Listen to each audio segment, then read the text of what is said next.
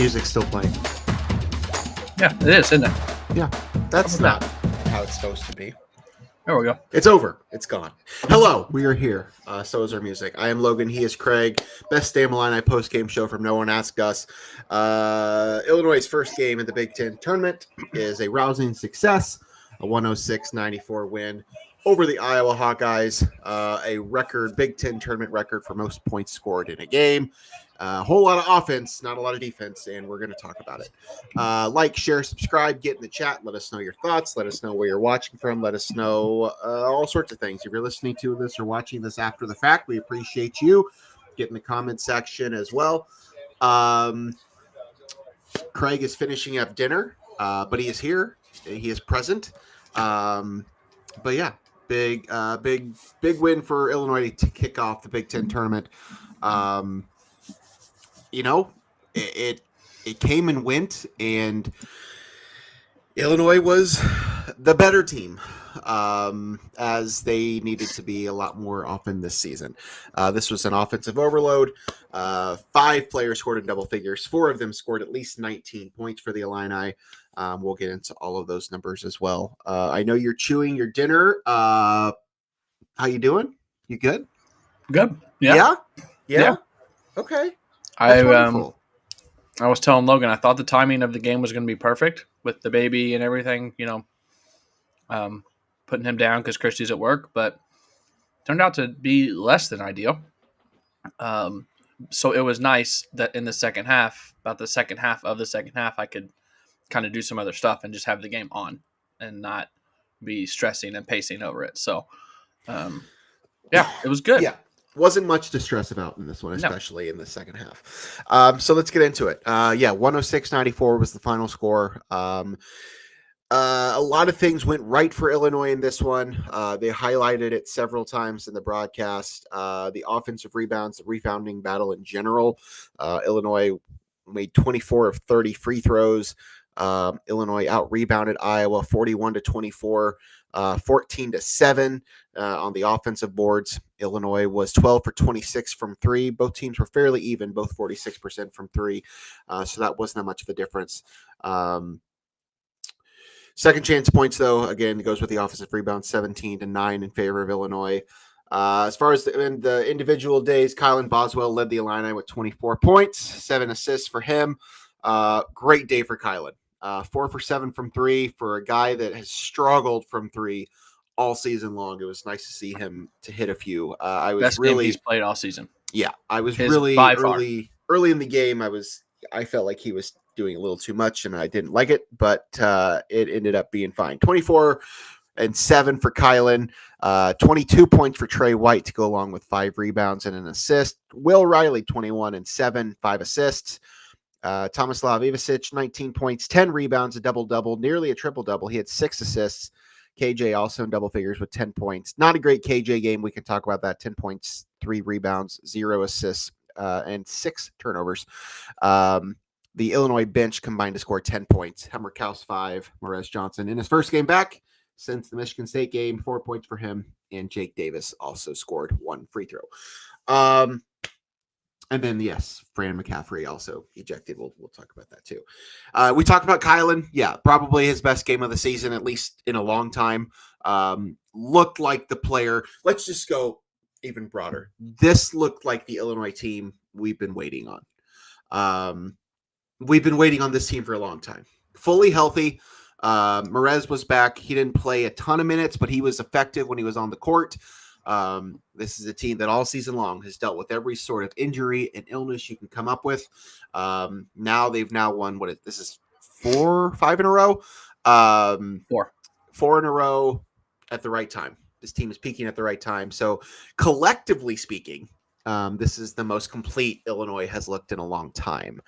Got to feel good about that. Yeah, I almost said that it was the perfect game, but you did give up 94 points. So don't love that. But this is an Iowa team that is also a very good offensive. Yeah, best offense in the Big Ten, yes. Yeah. But still, I don't like seeing the 90 points put up on you. Other than that, offensively, this was perfect. I don't think Illinois could play any better offensively. It's only the second time Kylan has scored 20 points this season. It is his season high, 24. The other one being at Indiana. He had 22 points, 7 rebounds. So when he's going and when Tre is going like he's been and Will, I mean, I just keep going back to the same thing that this team – see if you can make this make sense, because none of my friends can make sense of this.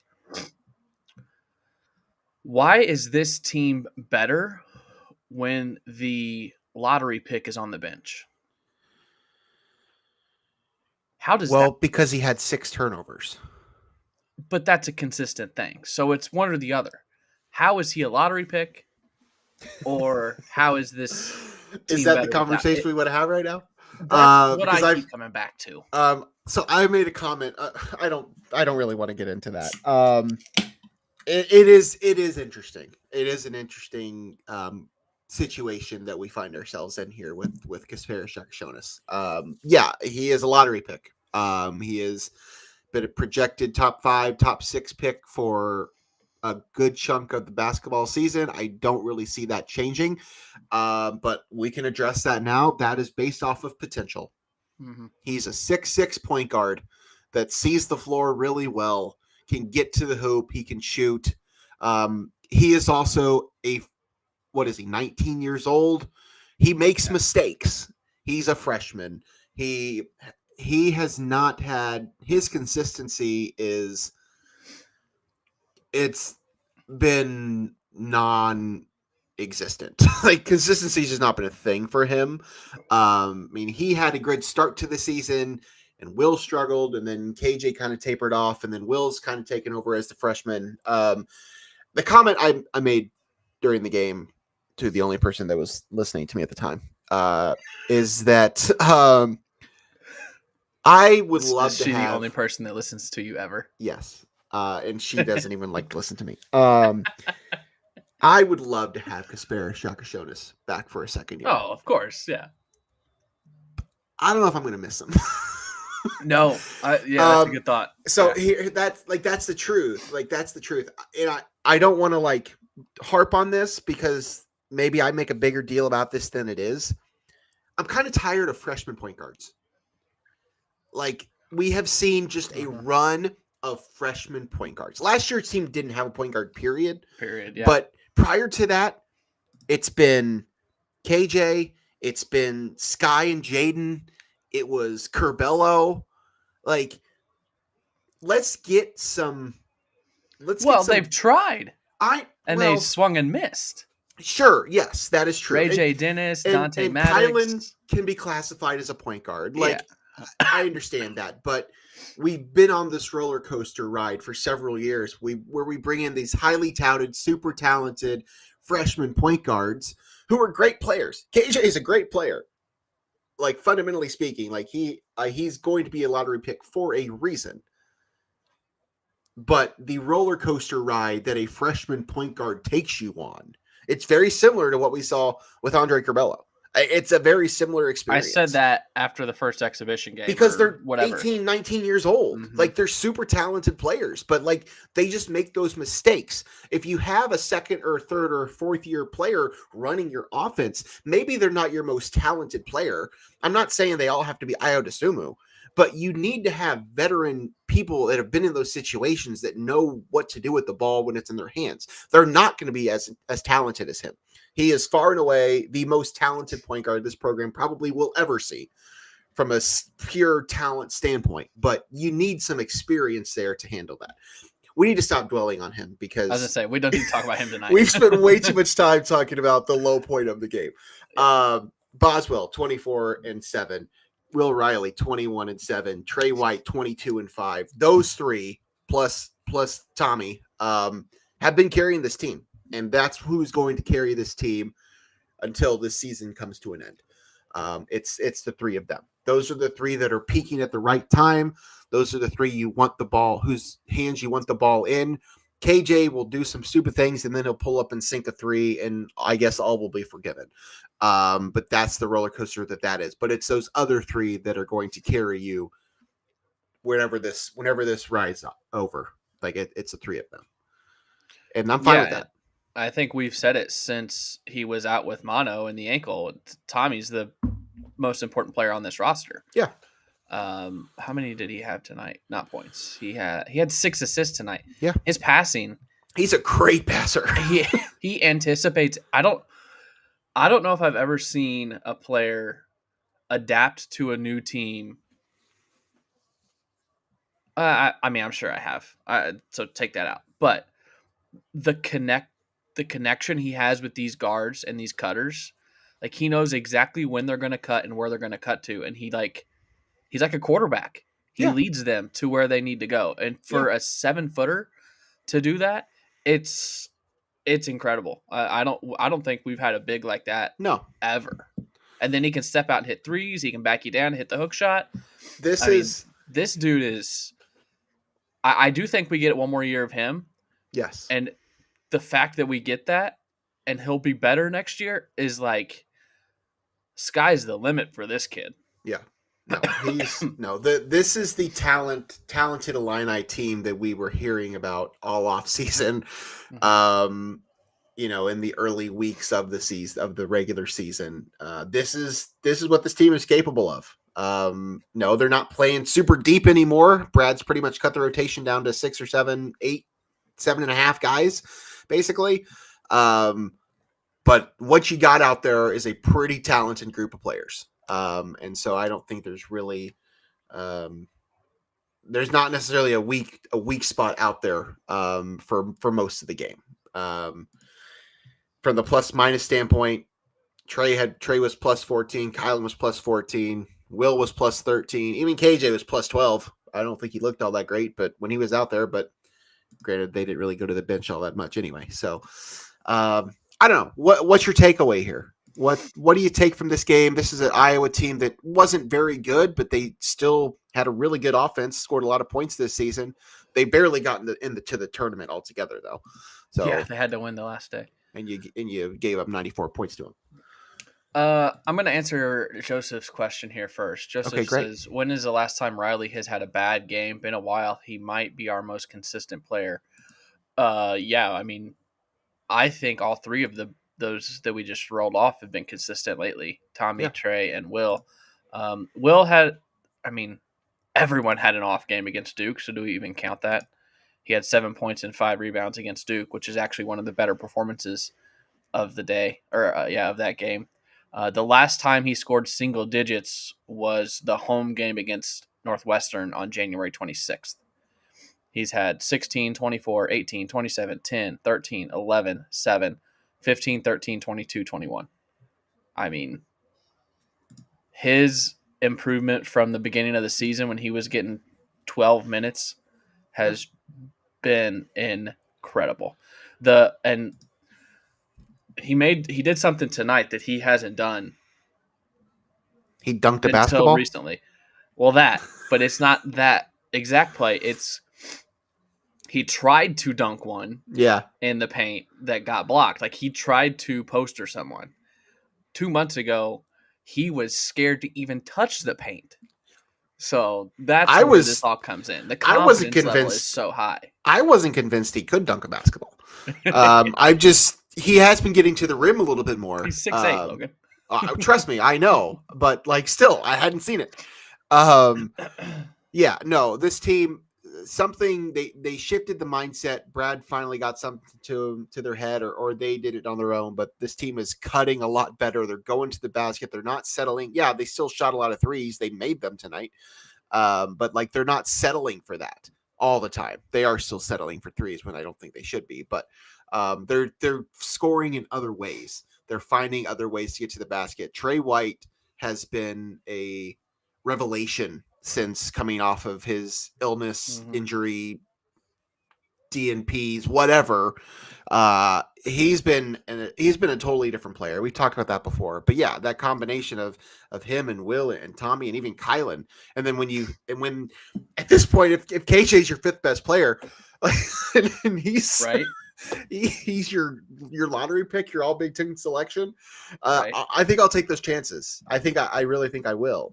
So I don't know. There's not a lot. Go ahead. I have a spreadsheet that I keep track of shooting statistics. Why we're friends. Keep track of shooting statistics. Yep. Great. Let's hear it. So 1, 2, 3, 4. Last 6 games, Illinois is 4-2. No, yeah, 4-2, but they've won 4 in a row. The only game they've shot less than 33% or 30% from 3 is Duke. And what's that magic number? 27. 27. I mean, they were 46%. Is that why you've been keeping track of this? No, I started doing this 2 years ago. Oh, okay. I started doing it actually when the season that the free throws were awful. And I just do it every year because it's easier to go game by game without having to go back and forth from box score to box score. But Louisville game winner. Great. I'm sure Tre White is thrilled. Yeah, I mean, even the Wisconsin game, they shot 33%, and then Duke was 7.69%. Iowa 31%, at Michigan 37.8%, Purdue 36.7%, and today was 46%. So he kept saying that they're good shooters, and I mean, not only that, but they're healthy again. I mean, to answer your initial question, I think the Final Four is back in play. I was about to ask you, where are we at with this team ceiling? I mean, I think the ceiling is still there.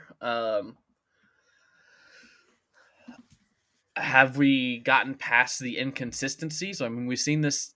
This is the same team for 4 games in a row now.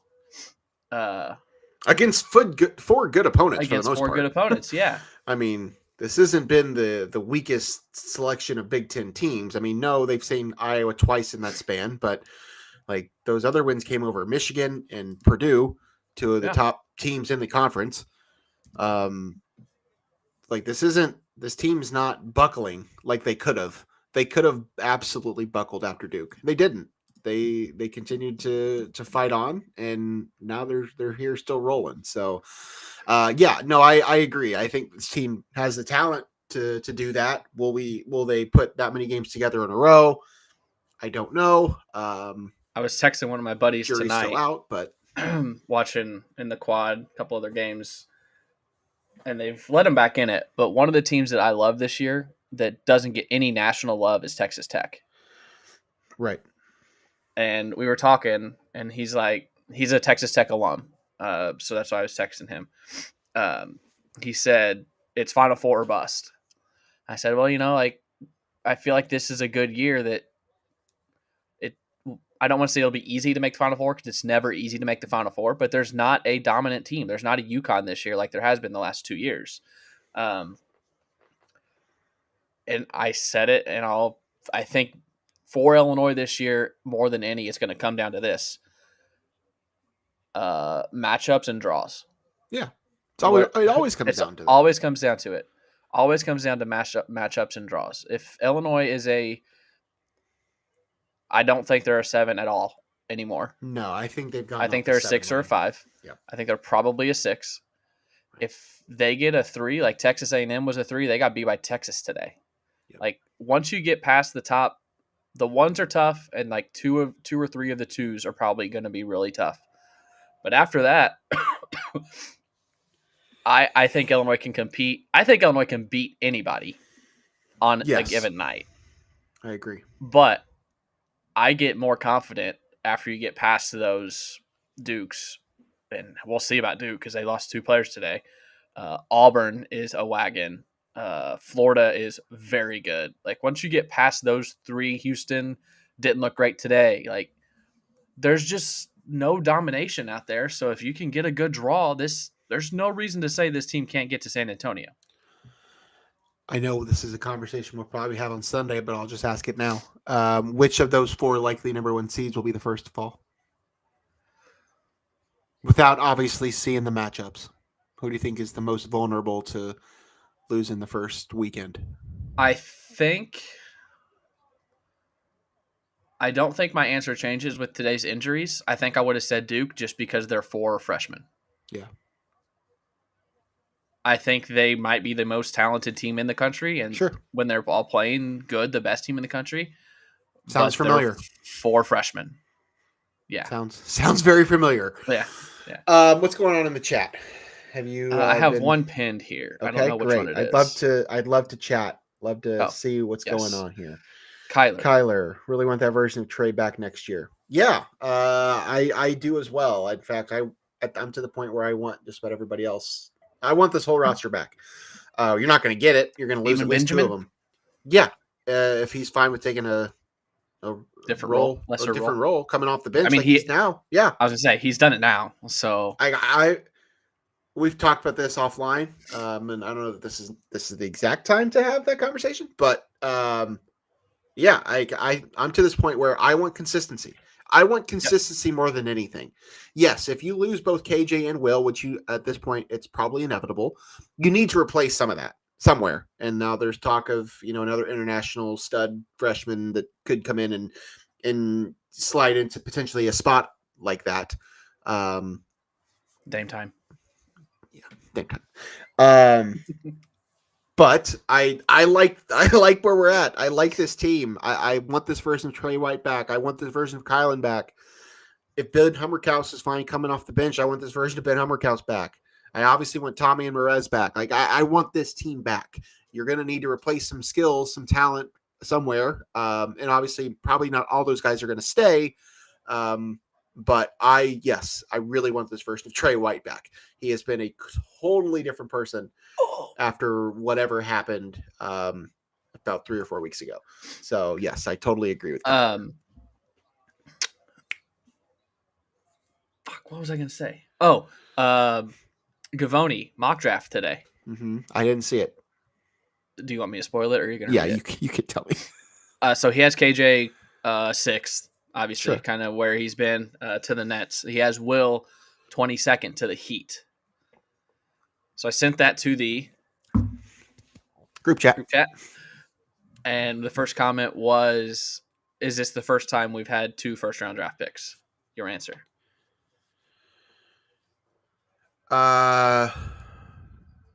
Obviously, if this mock holds, if that stays true. Yeah. I mean, if it's not, I don't know when it would be. It's happened twice. They've had 2 first-round draft picks twice before. Yep. Do you know what years it was? Well, now you have me thinking. Was Luther a first-round pick?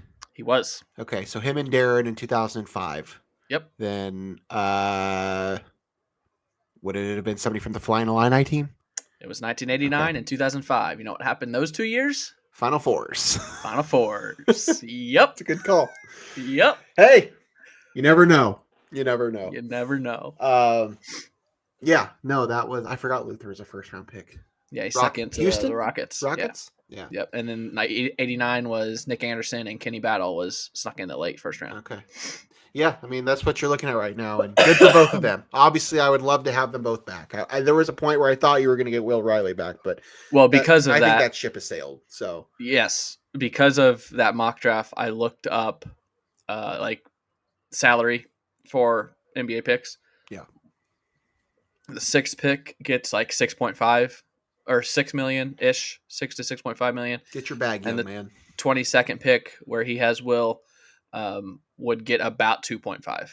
Yeah, which he's not getting at Illinois. No, so Illinois is not going to come up with that. So no, I'm fine with it. Let's take care of business now, so that we don't have to worry about that. Let's just see where this thing can go, as far as it can. I'm not necessarily concerned about what happens the next couple days, but starting next week, let's make another run at this thing. I'll ask you this question. I thought about this morning. Mm-hmm. At this point, as of today, what else? Let me start by saying, 1, has this been a successful season? If the answer is no, what will it take for this to be a successful season?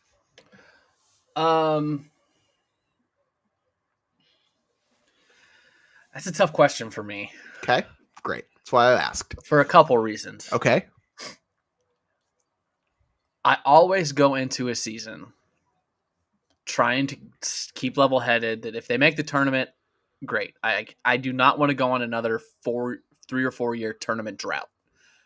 Like, I don't know if you saw the stat a couple weeks ago that Illinois has the third longest tournament streak in the Big Ten behind Michigan State and Purdue. Makes sense. I mean, Michigan State's like 25, Purdue's like 9, I think, in a row, something like that. Okay, sure. I want to keep that up. So by those standards, you're in the tournament, great. But with this team, is just making the tournament enough? That's my dilemma. Can a season not be a success, but also not be a failure? Does that make sense? Yes, I think so. But I can certainly hear the argument that says it can only be one or the other. Because this season is not a failure whatsoever. You won 21 games. You're going to make the tournament, be a top 5 or 6 seed in the bracket. And we all know the tournament's such a crapshoot. So by that factor, it's not a failure whatsoever. But coming off of last year, the talent of this roster, not making the second weekend would leave a sour taste, I believe, in most Illini fans' mouths. Yeah. That's so where I'm at. Yeah. I mean, we agree on everything, Logan. So what do you expect? And I'll say this. I might feel a little differently if, and not that this is like a make or break thing, because I know what the margin is, but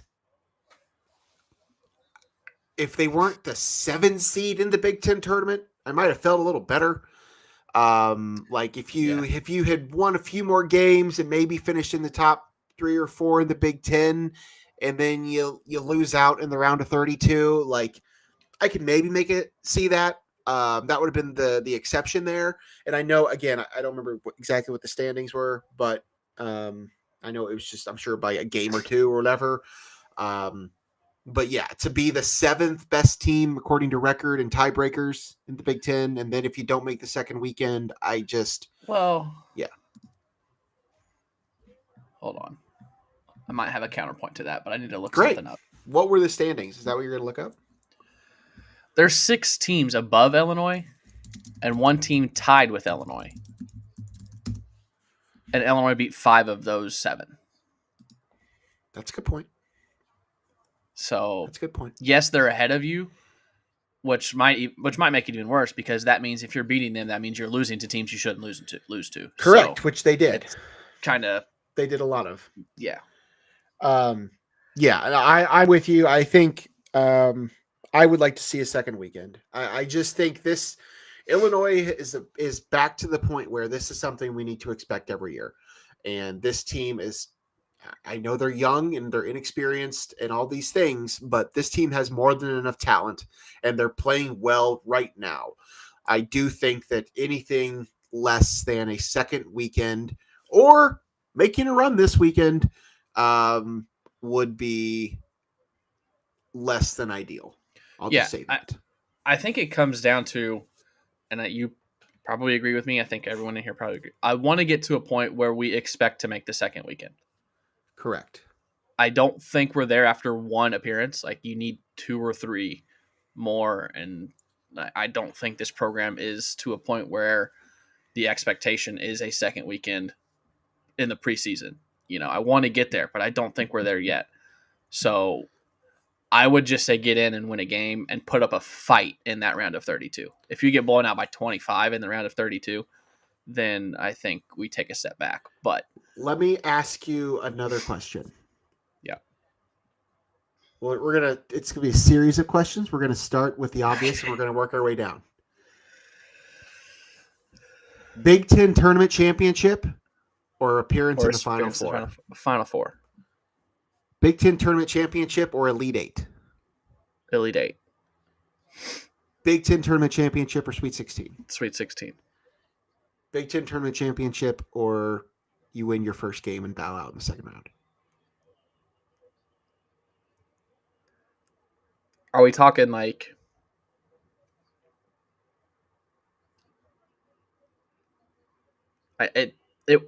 For that one, it would depend on how far into the Big Ten tournament you got. Like if Illinois would have lost the Big Ten tournament championship. But the other alternative was winning a game in the NCAA tournament. Correct. So would you rather just? Oh, I see what you're saying. Like if Illinois would have lost tonight in the second round, the play-in, whatever. What about losing tomorrow? First round game. Losing tomorrow, or losing in the second round of the tournament. I'd rather lose in the second round of the tournament, win a tournament game. Okay, just curious. Now, I'm throwing a bunch of variables in here. I love it.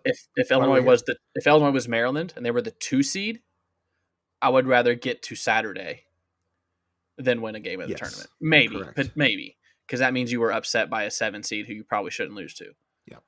Yeah, like as long as in the Big Ten tournament you win the games you're supposed to, I would rather win a game in the tournament than get embarrassed in the conference tournament. Okay. Speaking of, I think I had a epiphany this week. Oh, I love epiphanies. Do tell. I am finally in the camp that the automatic bid should be the regular season champs. Yeah. I'm with you this there. Week, I think I've been there. The next 2 weeks are my favorite weekends of the year. Yeah. I love Champ Week. Like I took tomorrow off just so I could sit and watch basketball. Like I love this week, but they're pointless. I mean, they're not pointless right now. They're not pointless. But I think they should be. Thing. Right. I think they should be. I don't think they're necessary because you have fluky things like St. Francis, who was the lower seed, losing record on the year, beat Central Connecticut State, who was like 28-3 and dominated their conference. And now they're not going to the tournament. So I'm in that camp now. Just throwing it out there. Yeah. No, I do you think they should just get rid of conference tournaments altogether? I don't, because if you don't, what are you playing? If you do, that's where I'm conflicted. Especially now with transfer portal and NIL, and it'd be like the bowl season. If you don't play the conference championship games, what's the point? They're just going to start portaling as soon as the season's over. If you didn't make it.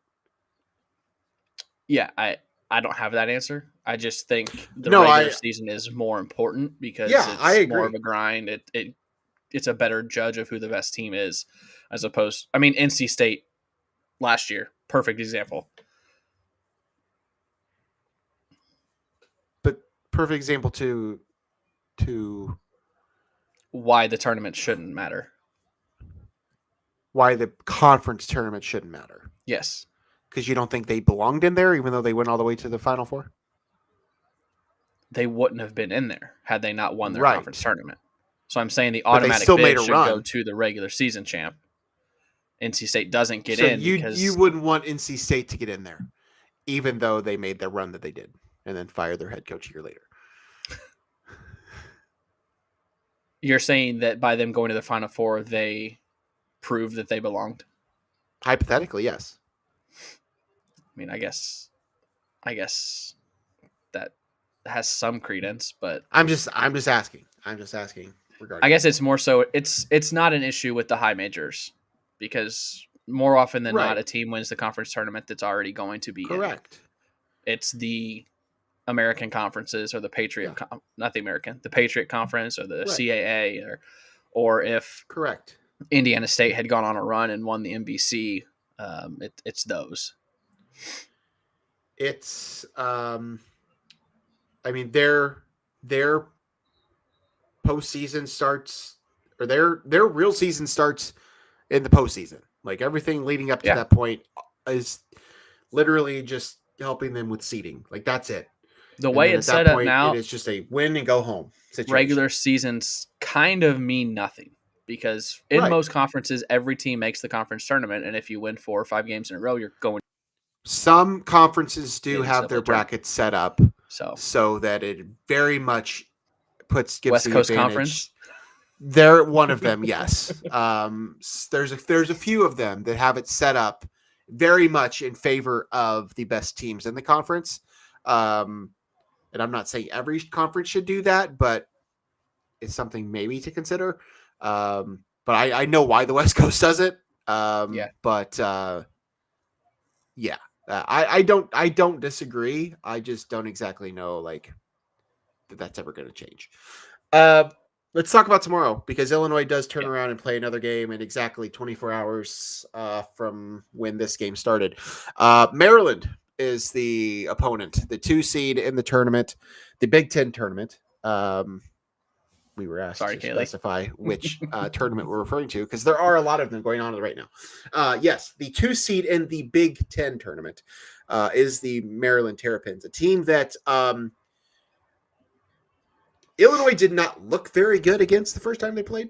Now, that was right in the middle of when all sorts of injuries and illnesses and everything was going on. Illinois was definitely not playing at full strength. I don't remember who played and who didn't play in that game, but I do know they were down Tommy at least. Yeah. So you have to think that having him and Merez both there will help, because Maryland relies very heavily on a very strong front court, particularly Derek Queen, who is a first team All Big Ten Freshman of the Year player.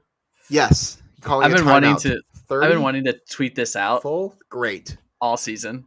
Okay, I love it. Every time someone says number 25's name for Maryland, I want a blizzard. Derek Queen. Every time they say his name, I hear Dairy Queen and just want a Reese's Pieces blizzard or Reese's Peanut Butter Cup blizzard every time. Yes, continue. Derek Queen, not to be confused with Dairy Queen. But yeah, he's a Big Ten Freshman of the Year, first team All Big Ten by the coach of the media, one of the two.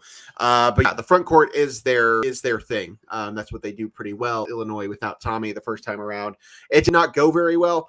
So hopefully with Tommy and a mostly healthy Merez on the court, maybe you turn things, or maybe you change your luck. Let's see. What was the final the first time these two teams played? This was 91-70. 91-70. This was back on January 23rd. Remember, this is the one that I said I would take back. Yeah. This was their third loss in 4 games, because they had just lost. That was 2 in a row after the Michigan State game. Maryland had a pretty good season. Obviously, finished with the 2 seed in the tournament. They lost to Purdue. They went out west and lost to both Washington and Oregon. They also lost to Northwestern in Evanston. Lost at Ohio State, and then they also lost to Michigan State. So they're not perfect. They are certainly beatable. If the same Illinois team shows up, I don't think it'll be a problem. But you never know. Predictions, thoughts, keys to the game for tomorrow? Maryland's my pick to win the conference tournament. So yeah, how does that make you feel? No, my expectations are pretty low going into tomorrow. I'm not expecting an Illinois win. No, I will be happy to be wrong if they can pull it off, because I think they can. I certainly think they can. They're definitely more than capable. But looking at the bracket going into it, Maryland was the one team I really didn't want to see, other than maybe Michigan State. But I don't know. Looking at the box score from the other game on the Maryland side, they really only play 5 guys. All their starters play 31 or more minutes. 7? Right. So it's going to come down to conditioning, or if one of your bench pieces can give you something.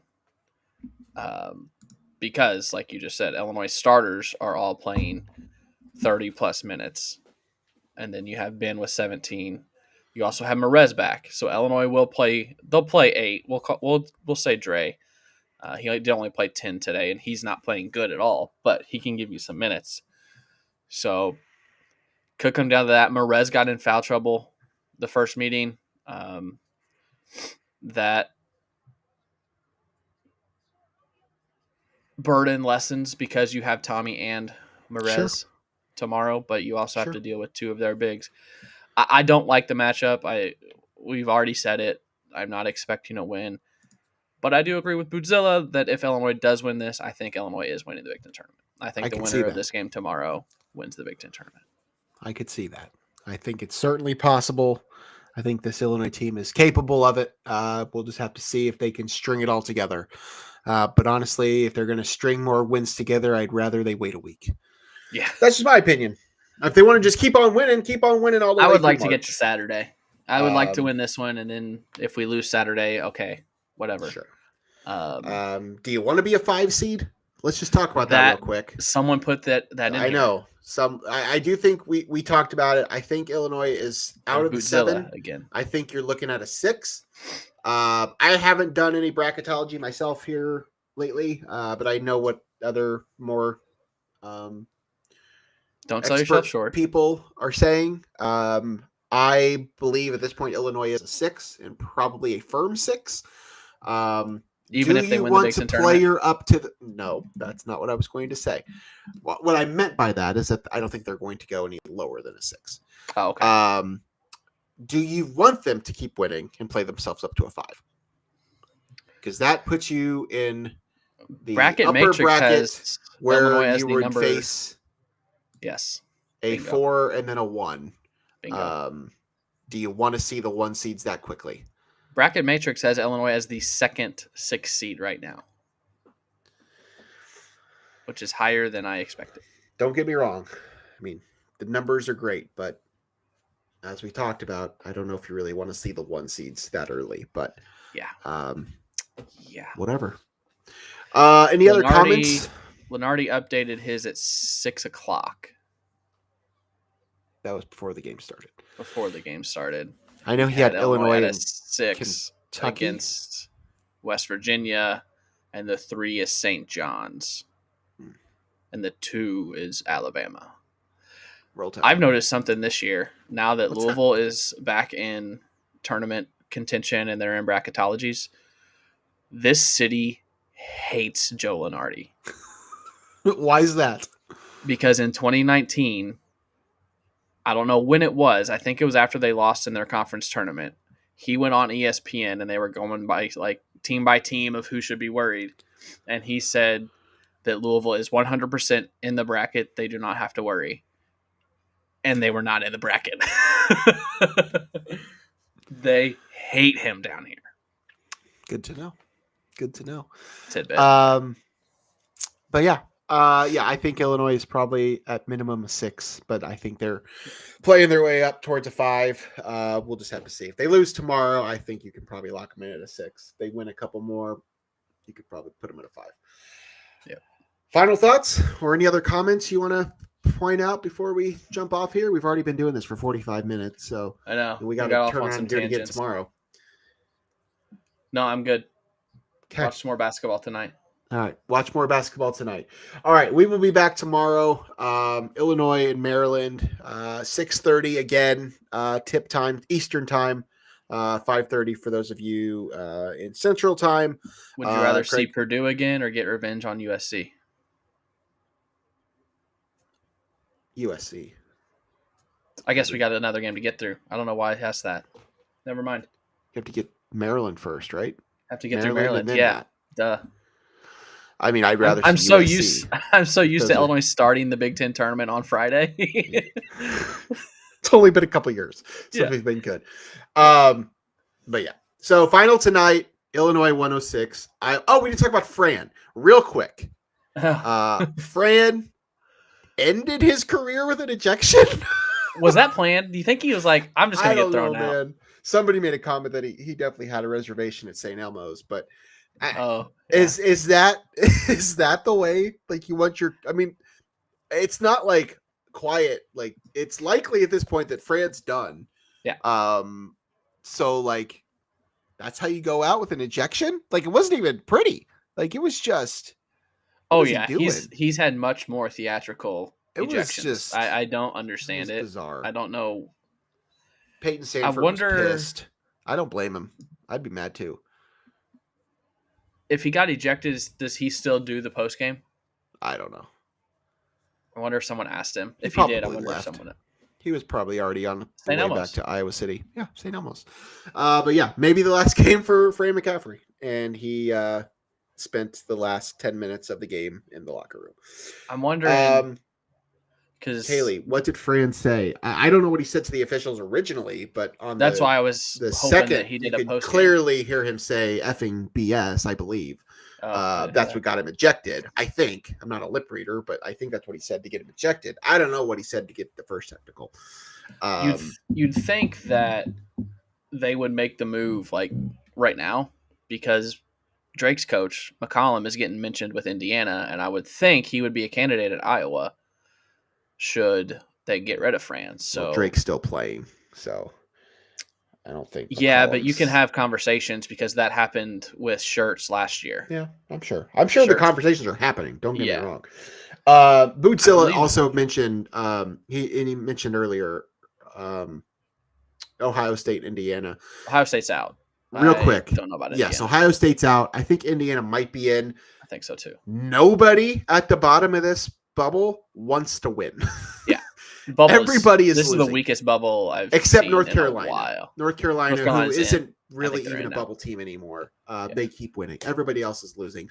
Also, every former Illini player I think that played today also lost for the most part. Sky is left, and I believe there's one more left. Yes, Sky and who would it be? RJ. Dane. Oh, Dane. I think RJ's still playing. RJ's playing right now. They're down to Missouri. He's still playing. But they'll be in the tournament. Right, that's true. Good point. So their season's started. Coleman Hawkins, do you want to chime in on Coleman? Dude, yeah, I mean, I got nowhere else to be. We can talk.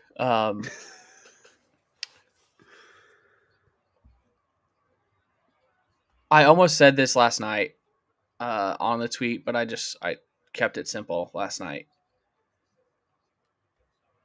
In today's college sports, I feel like these kids legitimately have two options.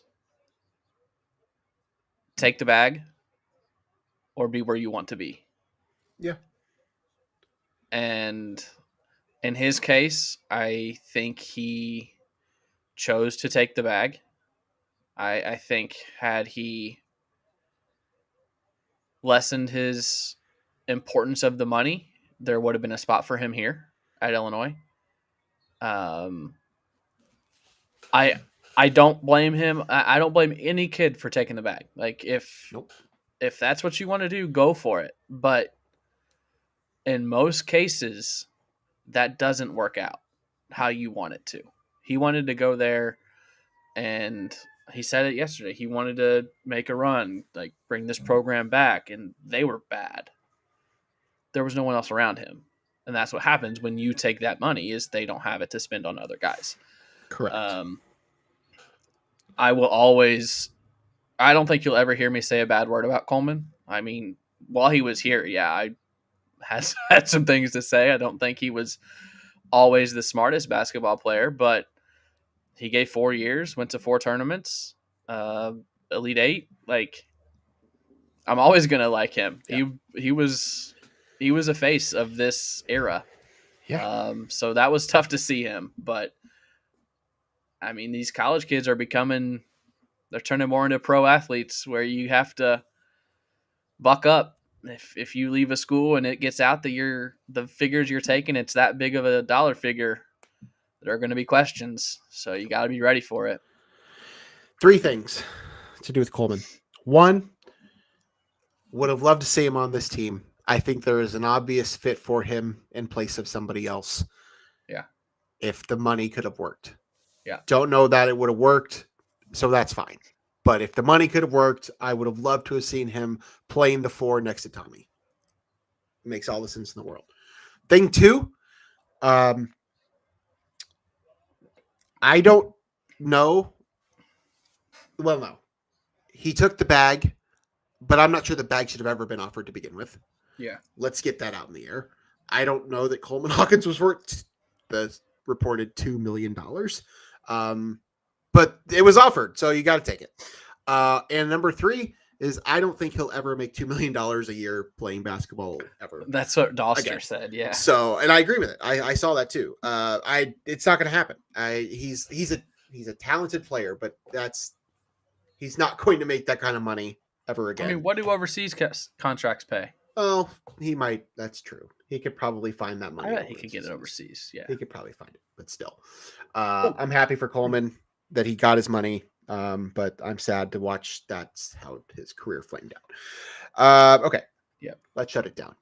106-94 from Indianapolis is the final. We'll be back tomorrow after the Maryland game to recap that. And then if they keep winning, we'll keep doing this. Tentatively still planning to do a show Sunday for the selection show, but that's up in the air. We'll see. Yeah, I have a fantasy baseball draft at 8, so. Okay. Well, we're going to be on a time crunch. Yeah, there might be a time crunch, or it might be drafting while we're on the show. It'll be a multi-show. If we don't do it, we don't do it. It's not the end of the world. We could do it on Monday. At least you don't have the Oscars. It's true. Those have come and gone. Ago. I have moved on from that. All right. He's Craig. I'm Logan. We'll see you guys next time. Thanks for